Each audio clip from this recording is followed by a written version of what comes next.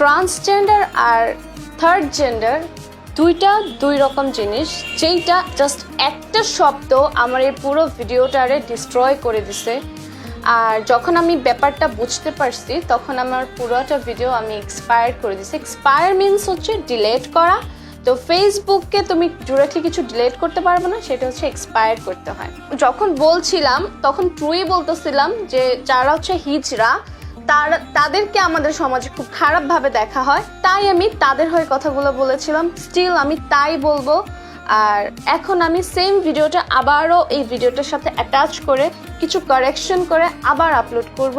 So কারো যদি মনে আঘাত লেগে থাকে আমার ওই শব্দটার কারণে, তাহলে আমি খুবই সরি, আমি এটা মিন করি নাই। যখন আমি বুঝতে পারছি যে আচ্ছা ব্যাপারটা তাহলে এইরকম, তো আমি সঙ্গে সঙ্গে ভিডিওটা ডিলিট করছি অলরেডি। প্লাস হচ্ছে ওই ভিডিওটা আমি এডিট করতেছি, অলসো কারেকশন করতেছি। এই তো ভুল করলে সেটা যদি সংশোধন করার স্পেস থাকে, জায়গা থাকে, তাহলে অবশ্যই সেই ভুলটা সংশোধন করা উচিত।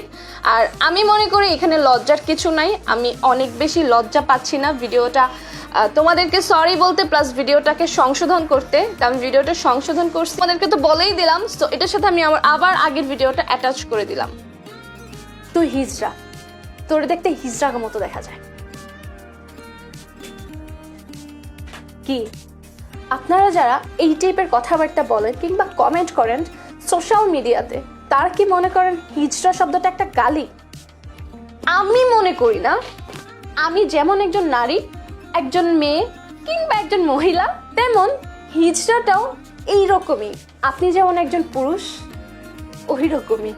আমাদের এই নগরীর জীবনে বাসা থেকে বের হওয়ার পর হিজড়ারা অনেক সময় আমাদের বিরক্ত করে, কারণ তাদের কর্মসংস্থান নাই।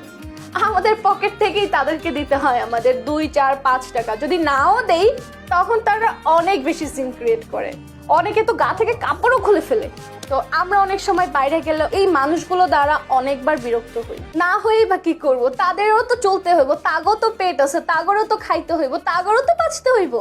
যাক, আমাদেরই তো অনেক বেশি প্রবলেম, আমরা কার সলিউশন দিব?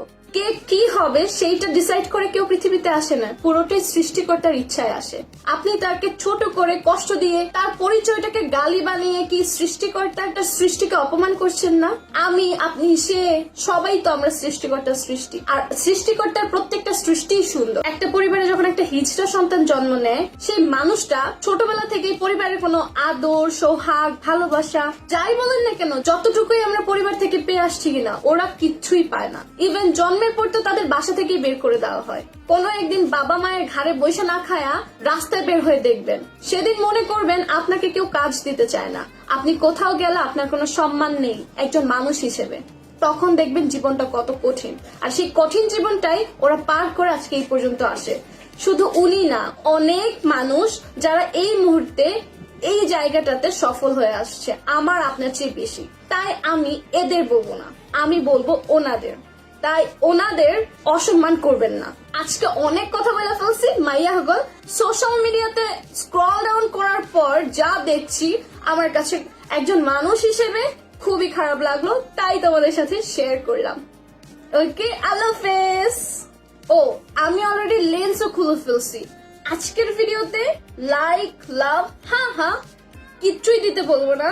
তুমি জানো আজকের ভিডিওটাতে কি দিতে হবে, শেয়ার করতে হবে কিনা, পুরোটাই তোমার বিবেকের উপর।